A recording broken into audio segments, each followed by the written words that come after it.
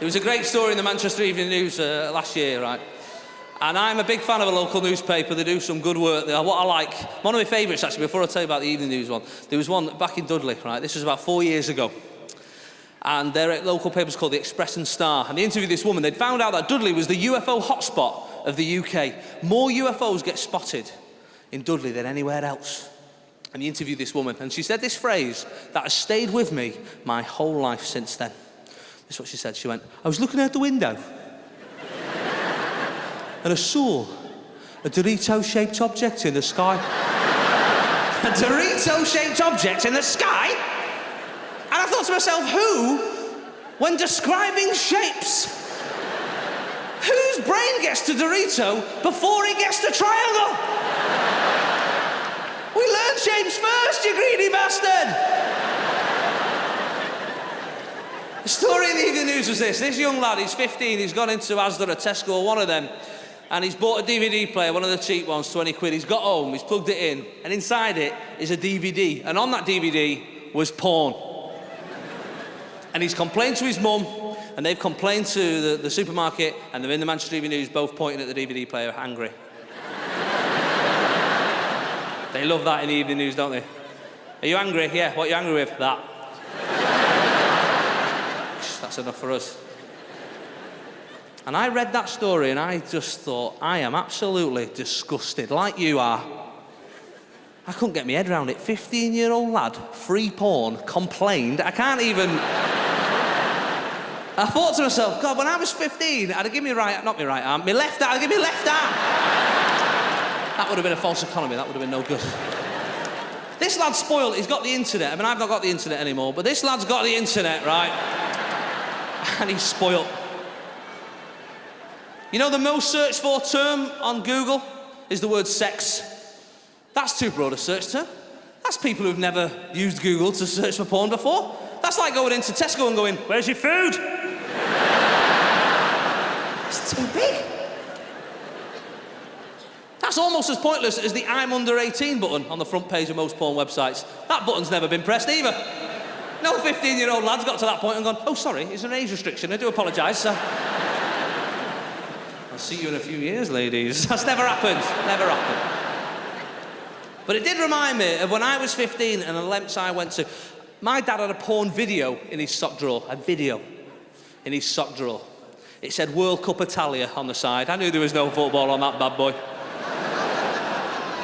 The sock drawer is the perfect place for porn because that's everything you need, all in one place, right? And I remember, yeah, it's a slow burner, don't worry about it. Some of you will be halfway home and go, oh, you dirty bastard. I would wait for my mum and dad to leave the house. I'd go up to the sock drawer, get this video, have a little watch, right? A few minutes later, eject. And the video, come on now. Trying to keep this a 15 certificate, stop it.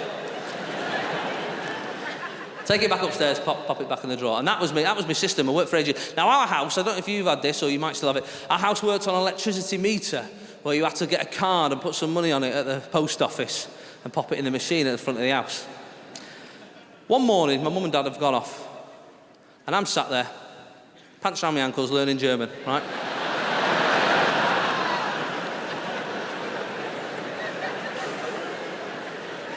Mainly the word ja. The electricity goes, the house powers down, videotape stuck in the video player. Mum and dad pull up in the driveway. Can you imagine the panic in a young man's eyes? I'm pacing up and down like Pingu. Crying, pants around my ankles, I pull them up, my mum comes in, she's got the card, she puts the electric in, it comes on, I think quick and I press eject and I pop the video up my jumper and I stand by the telly and my mum comes to the living room door. What you stood there for, she says. And I said, what? Shut up. And that was because I was pretty witty, even when I was 15. Shut up. This is where I always stand, bellend. I've always had it, you know. And then she moved on, and I went back upstairs and I popped the video back in the drawer, and I was feeling pretty smug with myself. I was halfway down the stairs. We've got a full-length mirror at the bottom of our stairs, and I'm ready to give myself a little, well done, mate, we got away with that. Before I've got to my face off, look down, Willie hanging out my pants.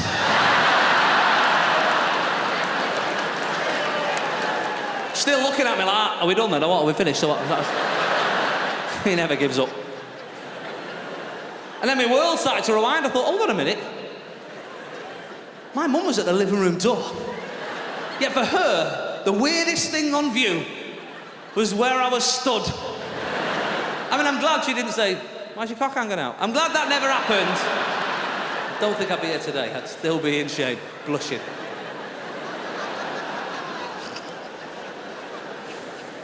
We got any teachers in? There you are. All right. Don't shout out. Put your hand up. They're your rules. My sister-in-law's a teacher, and my brother said this to me the other week. He come home, he says, you'll never guess what's going on at her school now. I said, what? He says, they've got a new thing called sandwich punishment. I said, what? What's that? He says, you can't just tell a kid off now. You've got to give him a compliment either side of the negative. This is ridiculous, right? This is happening. So I thought I'd push him for an example, knowing full well he won't have thought of one. He's not quick at thinking. So I said, go on, what like? He went, so you'd say to the kid, you go, hey, right, you're good at colouring in and that, I'll give you that, right? You're good at colouring in. It's a dry pasta, very good. But you're a little shit, right? And there's a bit of a pause, and he went, but your mum's quite fit. I was like, I don't think that's an Ofsted line. I don't think that's come straight down from the top. I used to love playing football, but I tell you what, football is important to a boy's upbringing. It's where he bonds with his dad. It's where he learns how to swear. It's where he learns words he's never heard before. It's where he hears swear words inside words he thought he knew. Nowhere else do you hear, ref a fucking ree. You'll never hear that, except at the football. It's where English advances. I mean, I'm not a massive swearer, I'll be honest with you. I don't really swear at home a lot, but at football, and my dad said to us, I was 9 years old, my brother was 7, he turned around, he says, right, for the next 90 minutes you can swear a lot. Obviously, we're City fans, there's a lot of swearing going on, right? He turned around to us, he says, right, you can, for the next 90 minutes, don't tell your mum, but I'm going to let you swear. I was the most excited I'd ever been in my life. I never knew how far to push it. I'd be going, referee, you bloody idiot. My brother always pushed it too far. He was 7 years old, like, come we, nice one, enjoy the football, I'm going to get a fucking pie. You're like, whoa, you're 7!